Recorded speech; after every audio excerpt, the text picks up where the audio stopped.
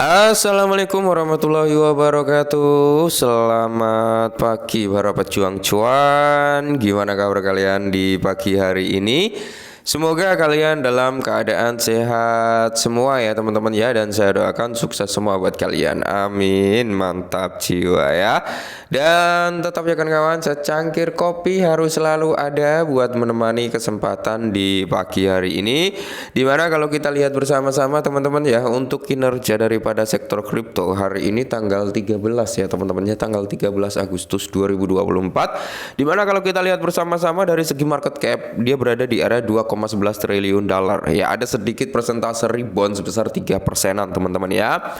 Untuk Fair and Greedy Index juga ada penambahan 2 poin teman-teman ya, masih dalam kondisi netral. Kemarin berada di area 50, kali ini berada di area 52 teman-teman ya, dalam fase netral. Dan kalau kita lihat untuk parameter harga Bitcoin sendiri teman-teman ya, setelah dia menyentuh di area 61 ribuan teman-teman ya, saat ini terjadi sedikit koreksi. Sebenarnya wajar ya, wajar dia habis menyentuh di all time high di area 73 atau 74 ribu US dollar, habis itu turun sampai kepala 50 ribuan US dollar. Itu sebenarnya koreksi ya teman-teman, koreksi, hal wajar ya untuk mencari momentum bullish gitu ya. Karena saya masih yakin nih, kita belum masuk dalam sesi bull market gitu, kita masih dalam sesi mini bull market gitu teman-teman ya. Dan kalau kita lihat untuk parameter harga altcoin lainnya seperti Ethereum dan kawan-kawannya, dimana hari ini udah menunjukkan perform yang lumayan positif dengan teman-teman ya, dengan sedikit recovernya gitu, walaupun masih belum memuaskan untuk hasilnya ya, karena mayoritas mesti teman-teman banyak yang sangkut juga ya. Sabar teman ya, nggak kalian sendiri, saya pun masih ada altcoin yang sangkut juga teman-teman. Jadi nikmati prosesnya. Jadi kalau kita lihat dari sektor meme sendiri teman-teman ya, untuk meme coin, untuk market capnya di sini udah mulai recover ya kan. Volume juga dari kemarin sebenarnya positif untuk volume teman-teman ya. Dia dalam kondisi prima gitu teman-teman ya. Sedangkan kalau kita melihat untuk parameter harganya, dimana seperti Dogecoin, Shiba Inu, PP ini udah rebound lumayan. PP sekitar 5,44% teman-teman ya untuk kinerja PP. Saya berharap PP itu di bull market mampu kill 2-0 dengan harga saat ini gitu teman-teman ya.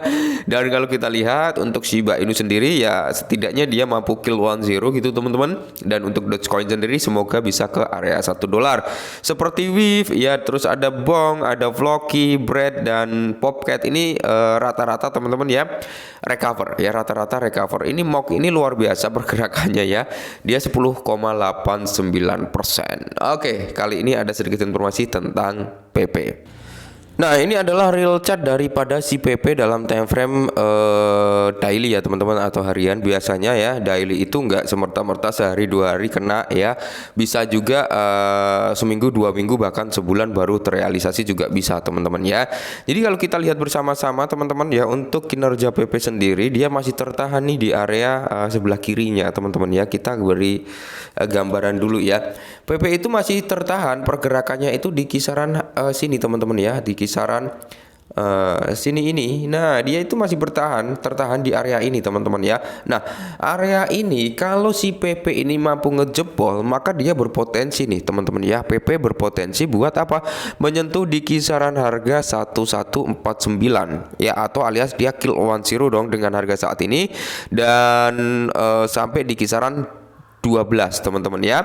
Bahkan ya mungkin ya kalau area 12 ini kejebol teman-teman, nice, dia akan menuju di kisaran harga ya mungkin sampai di 16 gitu teman-teman ya. Mantap jiwa ya. Akan tetapi yang perlu kita antisipasi adalah apa? Ketika harga ini teman-teman ya, harga daripada PP ini nggak mampu ngejebol di kisaran harga sini ya, di antara 924 ya, maka PP ini berpotensi buat breakdown kembali sampai di kisaran harga 547, bahkan bisa sampai di kisaran 475. Nah, kalau kalian ingin pasang jaring silakan di situ. Kalau kita berbicara di sini teman-teman ya, hampir saja kena ya di area 55 ini ya, 55 berapa? 548 ini hampir aja kena ya, dia cuman shadow, cuman nggak nyentuh ya teman-teman ya. Untuk saat ini si PP itu sebenarnya performnya bagus teman-teman ya, dari komunitasnya juga bagus, hype-nya juga bagus ya. Cuman kendala di kinerja daripada sektor kripto aja yang kurang mendukung. Bitcoin sedang terjadi koreksi, ya otomatis altcoin seperti PP juga akan terjadi yang namanya koreksi.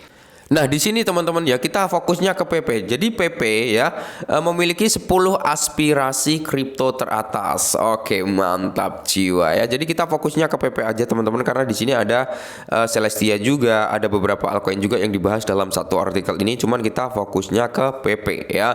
Dimana investor PP optimis dengan keuntungan di masa depan. Nah, jadi para investor atau komunitas daripada PP, army PP lah ya, masih yakin atau optimis bahwasannya di masa depan PP ini bisa memberikan keuntungan. Nah, setelah mengalami penurunan selama 30 hari terakhir, PP kini mengalami momentum bullish dengan lonjakan interday-nya sebesar 5,7% dengan market cap pasar PP ya yang naik sebesar 6,39%. Analis memperkirakan PP akan segera mencapai tonggak sejarah di kisaran 10 miliar dolar teman-teman ya.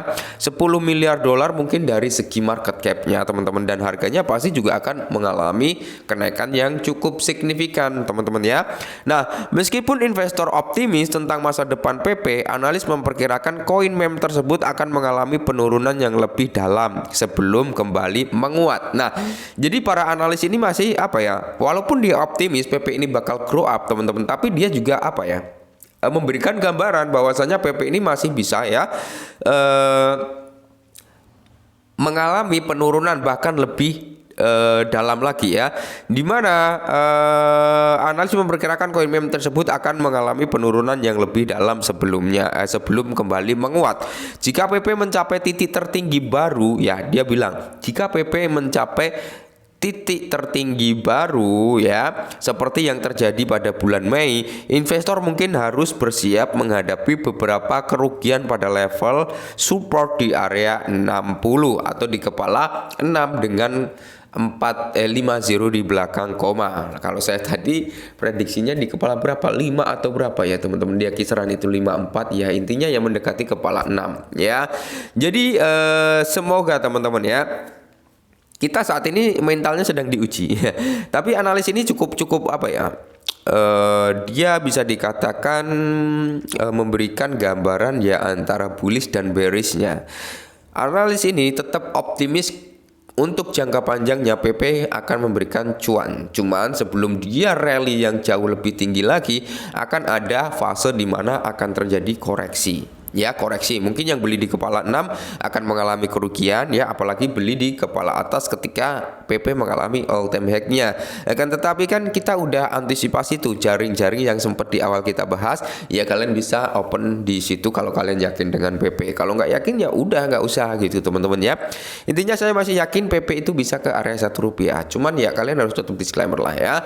Oke, mungkin ini dulu, semoga bermanfaat dan salam cuan.